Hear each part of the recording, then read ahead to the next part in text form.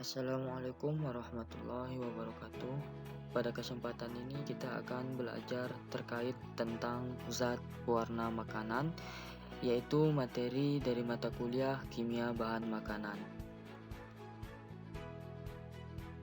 Nah, secara garis besar berdasarkan sumbernya, dikenal dua jenis zat pewarna yang termasuk dalam golongan bahan tambahan pangan, yaitu pertama pewarna alami, yang kedua pewarna sintesis, di mana dalam pewarna sintesis ini terdapat zat pewarna yang dilarang dan juga zat pewarna yang diizinkan.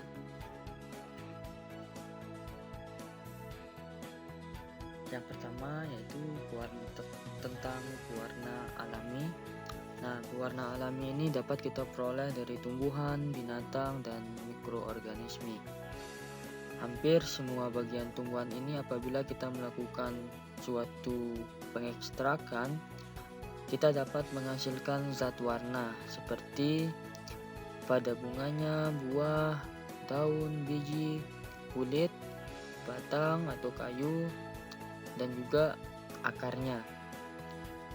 Nah, salah satu contohnya yaitu ekstrak kulit buah manggis yang dapat menghasilkan warna merah.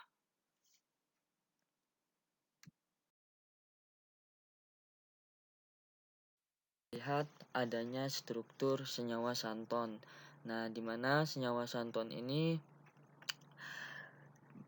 bahan kimia yang terdapat di dalam kulit buah manggis. Dan juga pewarna alam juga di sini memainkan peranan penting dalam kesehatan manusia karena mengandung beberapa senyawa biologis aktif, memiliki sejumlah sifat farmakologi seperti antioksidan yang kuat, antibakteri, dan antiinflamasi.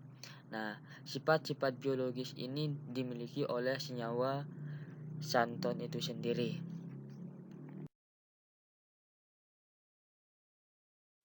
Selanjutnya yaitu tentang pewarna sintesis.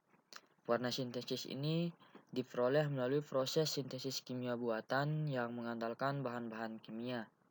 Atau zat pewarna sintesis ini kita peroleh dari bahan yang mengandung pewarna alami melalui proses ekstraksi secara kimiawi. Artinya dalam proses ekstraksi kita akan menambahkan bahan-bahan kimia. Nah, berdasarkan peraturan mengenai penggunaan zat pewarna yang diizinkan untuk pangan, diatur melalui Peraturan Menteri Kesehatan Republik Indonesia Nomor 722 Tahun 1988, di mana dalam peraturan tersebut salah satu contoh senyawa yang diizinkan yaitu adalah senyawa amaran. Teman-teman, amaran memiliki penampilan coklat kemerahan, merah gelap sampai ungu. Nah, pewarna bubuk ini larut dalam air dan terurai pada suhu 120 derajat Celcius tanpa meleleh. Nah, larutan pewarna ini juga memiliki penyerapan maksimum sekitar panjang gelombang 520 nanometer. Nah, senyawa amaran adalah tergolong pewarna anionik. Nah, amaran ini juga tergolong dalam gugus fungsi azo. Artinya, dalam senyawa amaran ini terdapat gugus fungsi rangkap yang dimana mengikat terdapat ikatan rangkap nitrogen. Nah, gugus fungsi inilah yang akan memberikan warna merah pada senyawa amaran. Selanjutnya, dampaknya bagi kesehatan seperti apa? Yang pertama, kalau kita menggunakan zat pewarna ini melebihi batas maksimum yang sudah ditentukan oleh Peraturan Menteri Kesehatan, maka yang pertama berdampak pada tubuh seorang manusia, yaitu dampaknya dapat menyebabkan bintik-bintik merah pada kulit. Nah, Sehingga kita harus memahami betul batas maksimum yang boleh kita gunakan zat pewarna itu.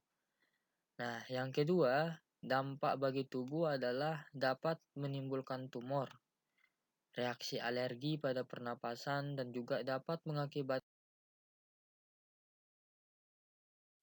sebelumnya, yaitu tentang pewarna sintesis yang diizinkan, yaitu senyawa amaran. Nah, pada sebagian slide ini kita akan belajar tentang pewarna dilarang, yaitu pewarna dilarang ini adalah salah satu jenis pewarna yang disintesis juga.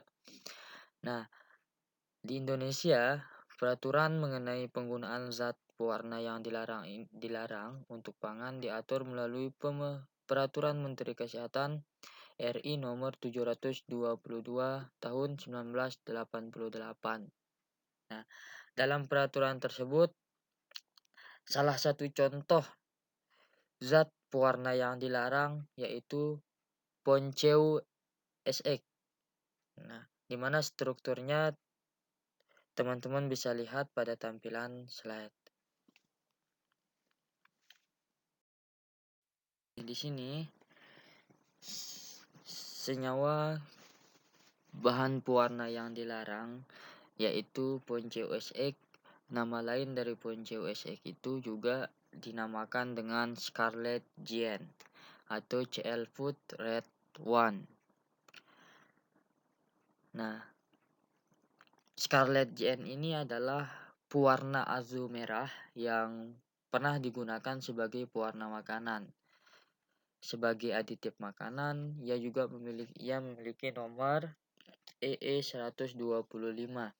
Biasanya juga digunakan sebagai garam disodium. Nah, di sini Scarlet Giant atau Ponceu SX ini merupakan pewarna azu. Artinya ada gugus fungsi yang aktif sehingga memberikan warna khas pada senyawa tersebut. Gugus fungsi yang aktif di sini yaitu teman-teman bisa lihat pada struktur pada tampilan di mana ada ikatan nitrogen rangkap 2. Nah, gugus fungsi inilah yang akan memberikan warna merah pada senyawa Ponceu SX itu. Ya. Nah, Ponceu SX ini tidak larut dalam air ya. Teman-teman bisa catat, Ponceu SX ini tidak larut dalam air.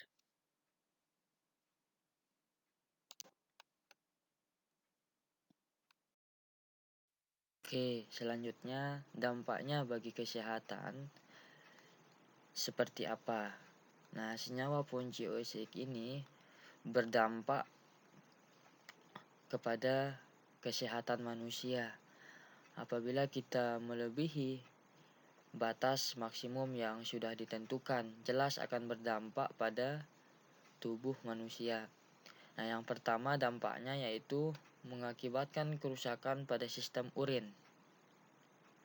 Yang kedua, dapat memicu timbulnya tumor. Nah, jadi di sini sudah jelas mengenai dampaknya akan mengakibatkan tubuh kita mengalami tumor.